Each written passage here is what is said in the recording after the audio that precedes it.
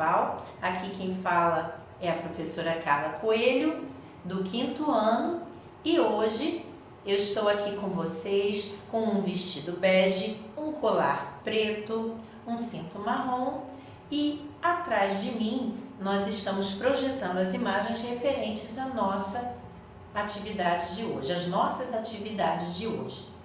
Hoje nós estamos estudando as atividades 15 e 16 do nosso primeiro caderno do segundo ciclo de 2021.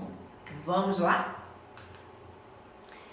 Na atividade 15, nós vamos ver um poema concreto, nós vamos estudar um pouquinho sobre uma palavra derivada, vamos lembrar também as questões referentes ao valor posicional dos algarismos e faremos também alguns problemas matemáticos. Gente, olha que legal esse texto que está aí no caderno de vocês. Quando a gente olha, além das palavras, a gente consegue perceber uma imagem também. O nome desse gênero textual é poema concreto. Ele faz parte do gênero textual poema, mas ele tem essa característica que, além dele ter uma questão que envolve, o sentimento, a reflexão, é um texto literário, E ele também tem os mesmos elementos do gênero poema, porque ele é escrito em estrofes, em versos, mas a forma como ele se apresenta é diferente e a questão da formatação desse texto ajuda a gente a compreender também o seu contexto.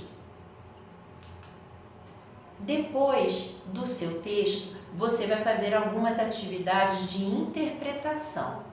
E depois dessas atividades, dessas questões, você vai encontrar uma questão que envolve uma palavra que não é muito comum, a palavra zumbizar. Com certeza, o nosso autor ele utilizou essa palavra para ajudar a reforçar a ideia que ele queria passar ali no texto. Mas de onde vem essa palavra, não é mesmo? Nota-se que ela é uma palavra derivada, porque ela veio de uma outra palavra que já existe. Como, por exemplo, eu tenho a palavra lua. Se eu disser assim, ontem a noite estava enluarada. Enluarada é uma palavra derivada da palavra lua. Hoje está frio. Eu estava usando casaco e vi muitas pessoas encasacadas pela rua. Encasacada é uma palavra, encasacadas é uma palavra derivada da palavra casaco. E como essas, nós temos muitos outros exemplos. Então, fica ligadinho e tenta descobrir qual é a palavra da qual deriva a palavra zumbizar. Depois disso, nós temos atividades que envolvem também verbo, mas nós já falamos sobre isso em vídeos anteriores. Vamos chegar às questões que envolvem matemática e há alguns probleminhas aí para você resolver e é bom sempre lembrar daquelas palavrinhas-chave para ajudar você na resolução dos problemas.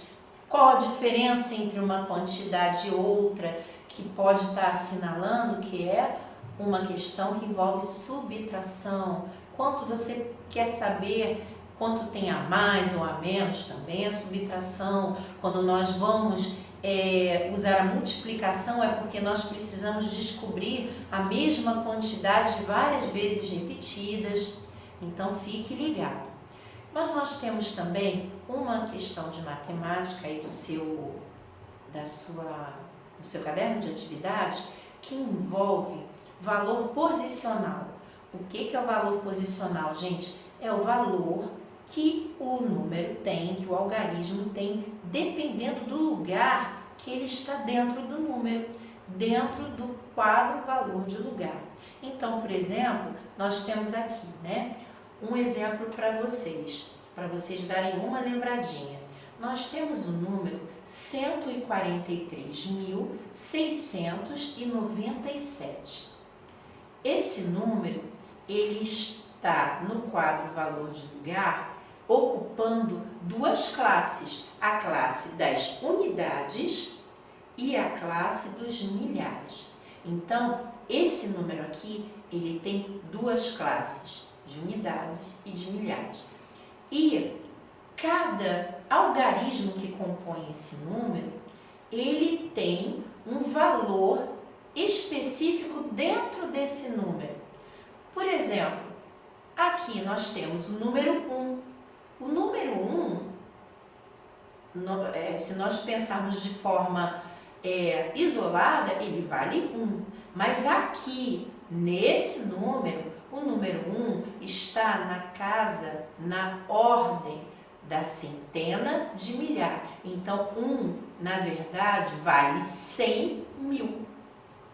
O 4, ele está na casa da dezena de milhar, então ele vale 40 mil. Então, quando nós pensamos no valor do algarismo dentro do número, nós pensamos lembrando sempre do lugar em que ele ocupa. E aí é legal você utilizar o quadro valor de lugar para você não se confundir. Pense que na sua atividade você tem um número que não está só na classe das unidades e na classe dos milhares. O número que você tem na sua atividade tem uma outra classe também, a classe dos milhões. Então fique ligadinho e faça a sua atividade corretamente. Vamos agora para a nossa atividade 16. A atividade 16 tem um texto informativo, ela também traz uma palavra que é derivada, mas de uma forma um pouco diferente, e nós também vemos aí questões que envolvem números racionais. Gente, o texto da nossa atividade ele trata de um tema super atual, que é sobre a nomofobia. Que nome esquisito, né? Mas a nomofobia, ela está aí retratada nessa imagem, né? Como a gente fala, nós sempre trabalhamos, né, com textos informativos, mas eles, além das informações, muitas vezes eles vêm com imagens que ajudam a que a gente possa entender melhor o seu contexto.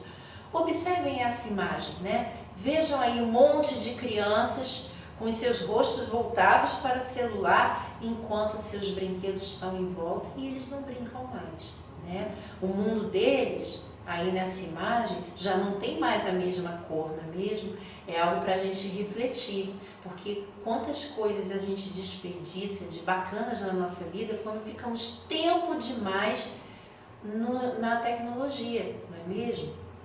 Agora, nomofobia, ela também é uma palavra derivada, mas ela é uma palavra que deriva de uma expressão norte-americana, de uma expressão que está em inglês.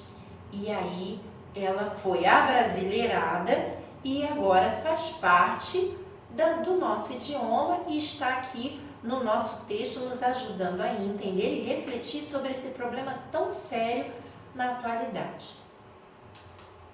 Aqui, nós estamos vendo nesse slide uma reta numérica. E eu coloquei aqui por conta de uma questão que envolve a sua atividade de hoje. Além de alguns problemas para você resolver, que você já está super craque, tenho certeza, e vai usar aquelas dicas que a gente sempre dá a vocês, as palavras-chave para vocês entenderem melhor quais são os cálculos a utilizar nos seus problemas. Há também uma questão que envolve números racionais. Nós já falamos sobre eles, mas esse nome número racional às vezes espanta. O número racional é aquele que ele também tem vírgula. Por que ele tem vírgula? Porque além dele ser um número que tem uma quantidade exata, que é maior, igual ou maior que 1, ele também tem partes que são menores que 1. Esses números você vai ver no nosso dinheiro, nas medidas e grandezas, como por exemplo, quando você vai medir a altura de alguém. Eu, por exemplo, eu tenho 1,65 m. Então, eu tenho 1 metro e um pouco mais de 1 metro, que não chega a 2. Então, entre 1 metro e 2, eu tenho os centímetros, que são partes menores que 1 metro.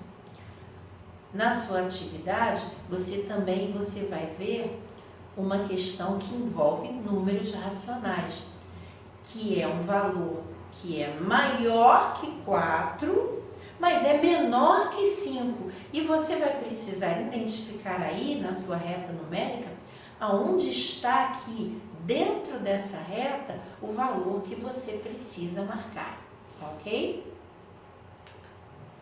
A nossa atividade dessa vez foi facinha e nós terminamos por aqui. Fiquem ligadinhos nos próximos vídeos e eu estou aqui esperando por vocês. Beijos e até a próxima!